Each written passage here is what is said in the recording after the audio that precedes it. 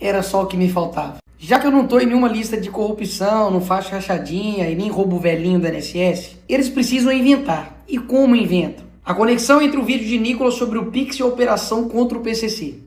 Os caras estão apelando demais, bicho. Pelo amor de Deus, eu sei que o país tá uma porcaria, você precisa direcionar as pessoas pra outra coisa, fazer uma cortina de fumaça, mas isso aqui, cara, quem que deu essa ideia, sabe? Quem que deu essa ideia? Foi a Janja. Não somente isso, né? Tem um petista agora que tá pedindo uma prisão preventiva por eu ter feito um vídeo fazendo o meu trabalho como deputado federal de fiscalizar o governo executivo. Ou seja, eu não posso fazer o meu trabalho mais não, porque senão eu sou preso. Tudo pela democracia, né? Mas vamos lá, porque esse vídeo aqui tá bom demais. Esse cara aqui é o secretário da Receita Federal, Robson Barreirinhas, que é um capacho do Haddad e que basicamente deveria ocupar um cargo técnico, mas foi uma indicação ali do Haddad e ele se comporta, obviamente, como um militante de DCE da Federal. Tenta entender alguma coisa que esse cara fala. O que aconteceu em janeiro todos nós sabemos. A Receita Federal recebeu o maior ataque da história dela de mentiras, de fake news, dizendo mentirosamente que aquela instrução normativa tratava de tributação de meios de pagamento. Essas fake news foram tão fortes que, apesar de todo o esforço da Receita Federal, ajudada, diga-se, pela mídia tradicional aqui do Brasil, nós não conseguimos reverter essas mentiras por conta da força de quem as impulsionava, o que já estava, inclusive, prejudicando o uso dos meios de pagamento instantâneo. Nós tivemos que dar um passo atrás e revogar essa instrução normativa. E as operações de hoje mostram quem ganhou com essas mentiras, com essas fake news: o crime organizado. A primeira pergunta que vai acabar com esse papinho dele aqui. O meu vídeo é de janeiro de 2025. Como que um vídeo de 2025 pode ter ajudado as operações que foram feitas entre 2020 e 2024 pelas facções criminosas? Eu sou o quê?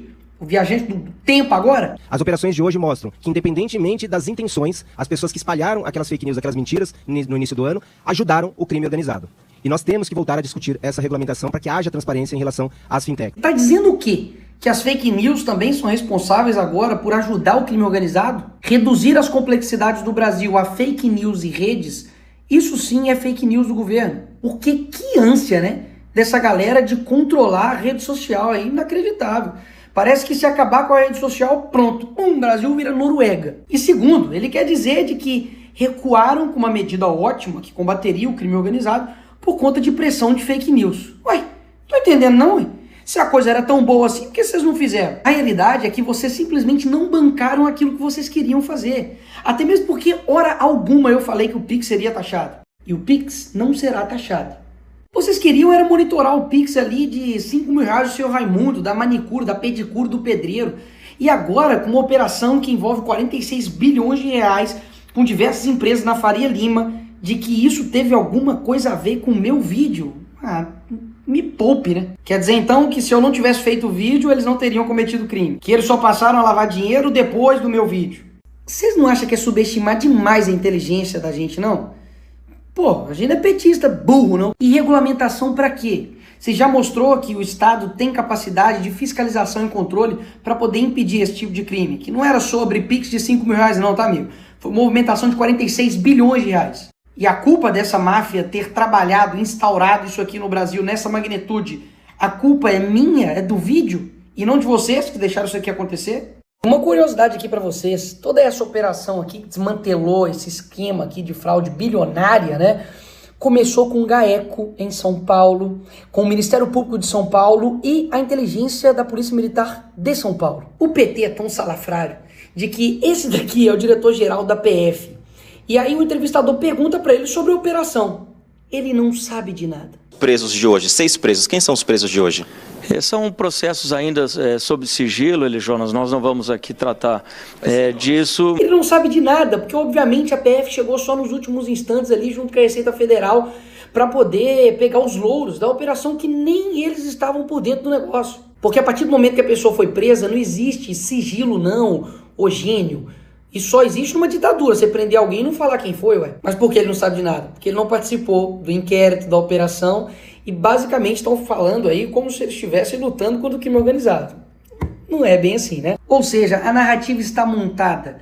Eles vão ressuscitar a pauta e, quiçá, ressuscitar o que eles queriam fazer lá atrás, mas agora com a desculpa, com o pretexto de combate ao crime organizado. Crime organizado tem pelo menos aí 50 milhões de pessoas submetidas às regras das suas facções aqui no Brasil. E isso é culpa de quem agora, hein? Porque eu não fiz vídeo aqui sobre isso em 2002, quando o Lula assumiu o governo aqui nesse país, não. quando vazou uma conversa do tesoureiro do PCC falando que o PT tinha um diálogo com nós cabuloso, mano.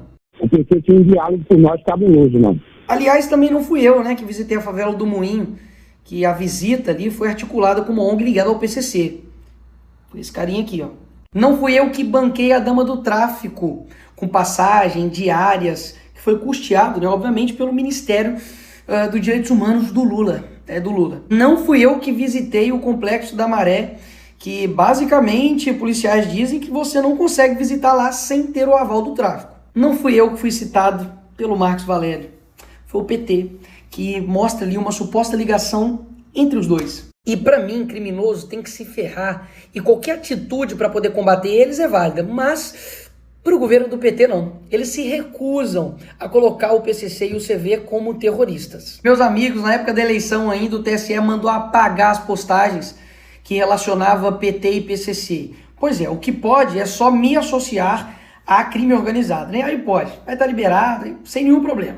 Por que a todo tempo o PT está pedindo para derrubar as minhas redes, agora prisão preventiva, enfim, quer calar toda a oposição? Porque eles sabem que com a internet, essas mentiras, narrativas não colam, simplesmente não colam. Se eles conseguirem me calar, que sou deputado, que tenho, né, imunidade parlamentar, o que ele não vai fazer? Né, com você aí, que é pastor, padre, professor, um cidadão com opinião qualquer.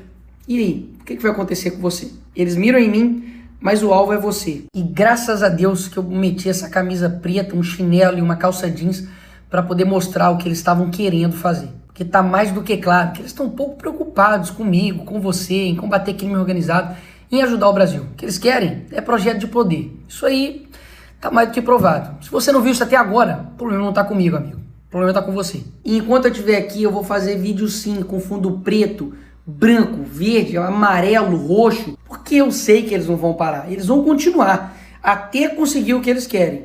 Mas a gente não vai facilitar o caminho deles, não.